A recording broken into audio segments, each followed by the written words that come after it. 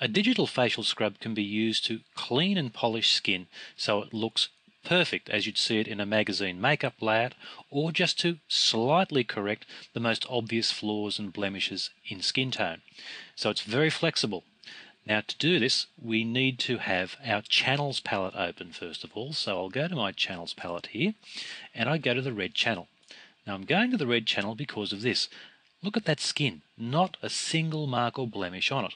That's because most of the problems you get with skin happen in the green channel and in the blue channel. So what we're going to do is we're going to copy this red layer and we're going to use this red channel as the basis for building a mask. Now the mask will then be applied to the image and it will clean away most of the flecks.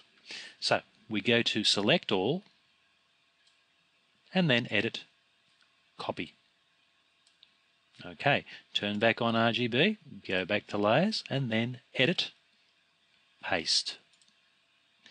Okay, we've now placed in our black and white copy of the red layer. Now the trick here is we have to change the blending mode from normal to luminosity, which you'll find at the bottom of the mode list. Now it begins to make some sense. We get some pretty wild looking skin here, but what we now need to do is to restore some of the detail. So we do this by going back to our channels palette, and this time we're going to create what's called a luminosity mask. This is a bit of a hidden feature. With a PC, you hold down your Control key. If you're using a Mac, you'll be holding down your Command key, and then click on the RGB thumbnail. This takes a selection of the luminosity values for this RGB image.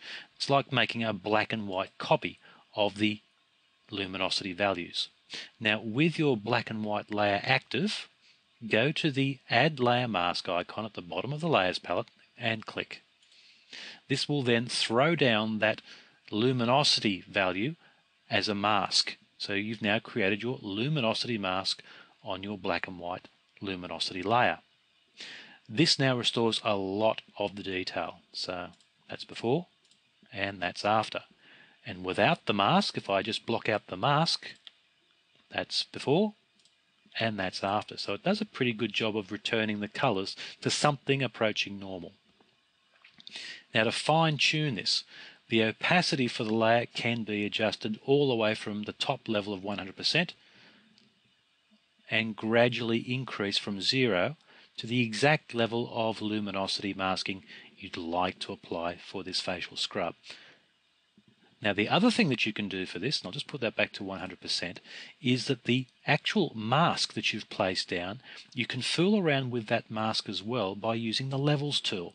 If you go to Image Adjustments and open up the Levels command, it's just a black and white image, so this is ideal for the Levels command to correct.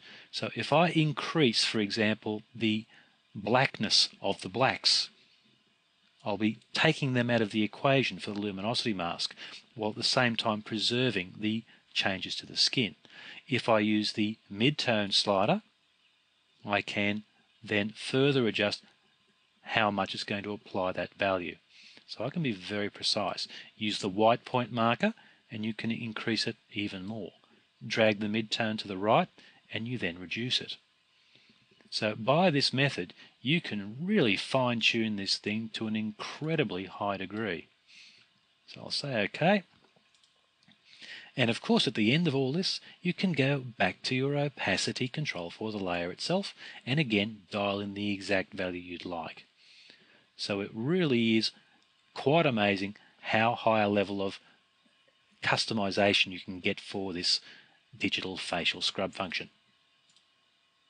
I think I'm happy with all of that. So this is before and this is after our facial scrub. It's a pretty nice technique.